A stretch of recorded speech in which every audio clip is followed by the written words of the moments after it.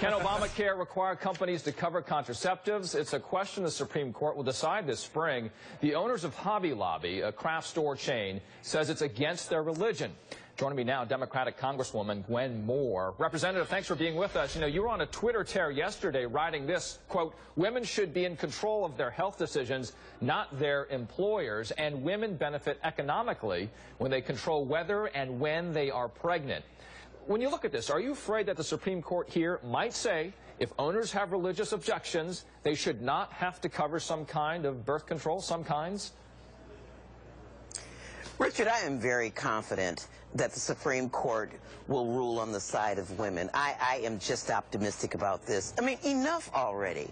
The fact that they took Hobby Lobby's case with this cohort of 46 companies, wooden furniture makers, automotive part makers, I think it says it all. I mean, motherhood is not a hobby. Women's health is not some arts and craft. I mean, nobody spends more money at the arts and craft store than I do. But I don't think those owners should, first of all, be able to decide whether or not I'm going to be a mother. And I think people would be surprised to know that great numbers of women are treated for endometriosis, pelvic inflammatory disease, ovarian cysts with birth control, and it should not be up to a for-profit company to decide whether or not you should have birth control available to you. Why are you so confident? Enough already. You said you're very confident. Why are you so confident here? Because I think that the First Amendment, we revere it, and it protects the rights of religious schools, churches, places of worship, and I think that the sanctity of that is something we all appreciate as Americans. The Hobby Lobby is not one of those institutions, and the Affordable Care Act says that everybody, especially women, ought to have basic health care, and birth control is basic health care. I have a sister who we used to tease at age 70. She was treated for a life-threatening illness with birth control pills. Hobby Lobby should not be able to intervene in that medical care. Hobby Lobby is saying it is okay for that type of contraceptives, but not Plan B. Talking about Hobby Lobby, here's the owner of Hobby Lobby and the president of the National Association of Evangelicals. Listen to this. We believe wholeheartedly that it is by God's grace and provision that Hobby Lobby has been successful. Therefore, we seek to honor him in all that we do. Freedom of religion is more than what you have in your head and when you go to a church service. It's where you work, it's your family, it's your whole life. And that's exactly what the framers of the Constitution had in mind to start out. Representative, what about freedom of religion as they were talking about?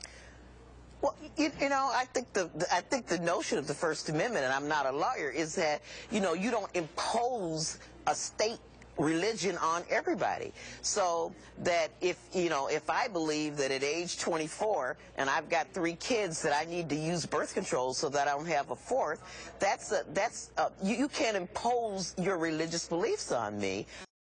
Lobby that I ought to have a 4th or a 5th child because that's what you believe. Freedom is freedom, and I think that we find there are conflicts of rights when we start saying that for-profit companies' beliefs supersede my own individual religious or beliefs or not. Before we go, I want to ask you about Obamacare. As you know, your chief of staff sent an email obtained by Politico that complains basically about how expensive Obamacare is for the older staffers, saying their costs have tripled or quadrupled. What's your response? Well, my response to that is this. As you all know, the president promised that everyone would be able to keep their health insurance that they already had. What has happened in Congress is that Senator Grassley and others, as a poison pill to the Affordable Care Act, put a provision in that treated federal employees differently than 85% of everyone else who is covered by employer insurance, capped the amount of money that could be paid through the federal health exchanges, and really created this class of older employees who would not benefit in the ways that so many Americans are going to benefit. It's a poison pill that has disadvantaged congressional staff in an effort to retaliate against those of us who really believe that the Affordable Care Act is going to benefit the 40 million people who have found themselves without employer insurance, unable to be covered by Medicaid or Medicare.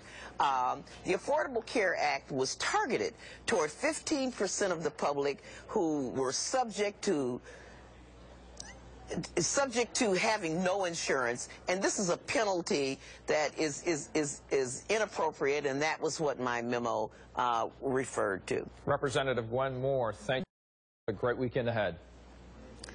You too, Richard. All right.